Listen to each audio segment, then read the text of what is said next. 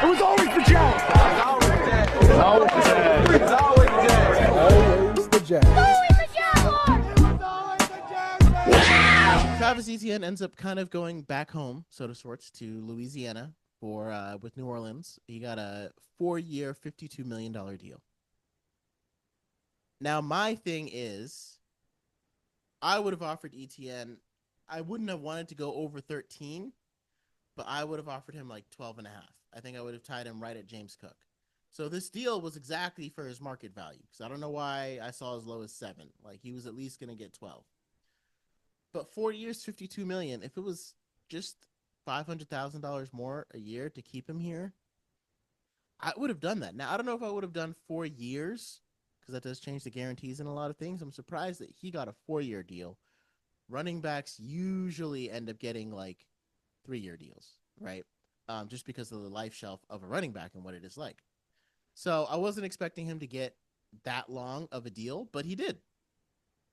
And if I'm looking at even the Jaguars cap situation with everything that we did, again, even if we only had to keep one guy out of those 3, Monteric Brown, Devin Lloyd, Travis Etienne, I would have rather given Etienne that contract than given Monteric Brown the contract he got. Now, they say cornerbacks are harder to find than running backs. That's kind of the mantra, and that's why cornerbacks get paid so much more than running backs. Because remember, Etienne is the start. He got paid like a starting number 1 cornerback. Monteric Brown is getting paid like a number 2 corner, and they're still almost the same, right? That just shows you the disparity between the two. But I also think that running back and linebacker are some of the least expensive positions in football. So if you have to sign somebody, you want to put your money there. And if you have to draft somebody, you want to draft the more expensive positions, wide receiver, cornerback, quarterback, because those are going to be cost controlled for the next few years. And when they hit the open market, like I said, those are the guys that you want to be drafting, and you want to be signing guys that cost less but are still starters, considered starters for their team. So Etienne, and with Etienne gone, who would I replace for him? A lot of things are indicating we're going to go after Rachaad White. Not angry at it, not terrible. I kind of like Aaron Jones. I think I would kind of prefer him because he's got that kind of veteran mindset. He could be a good scat back, pass catching back. I still think LaQuinn Allen is going to primarily play that role.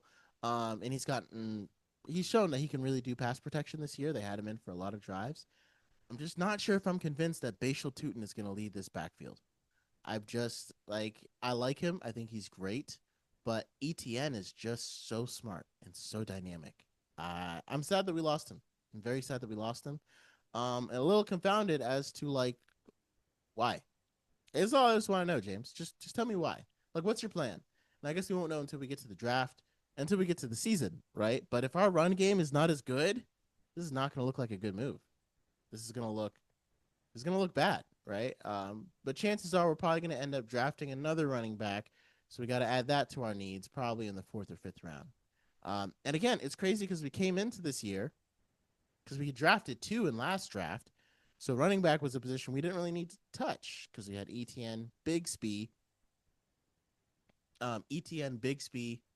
Tutin, and LaQuinn Allen Jr. And so to come into this draft and to still need to draft running back reasonably high, maybe even the 3rd round, where, again, you could have gotten a cornerback, could have gotten another depth offensive lineman who, again, are tough to find. Just because we didn't want to make this Etienne deal, I don't know, that feels like kind of a loss, kind of a missed opportunity because we didn't need to draft a running back, right? And so we'll see. We'll see exactly what happens. A little disappointed, but again, we have to solve that for right now.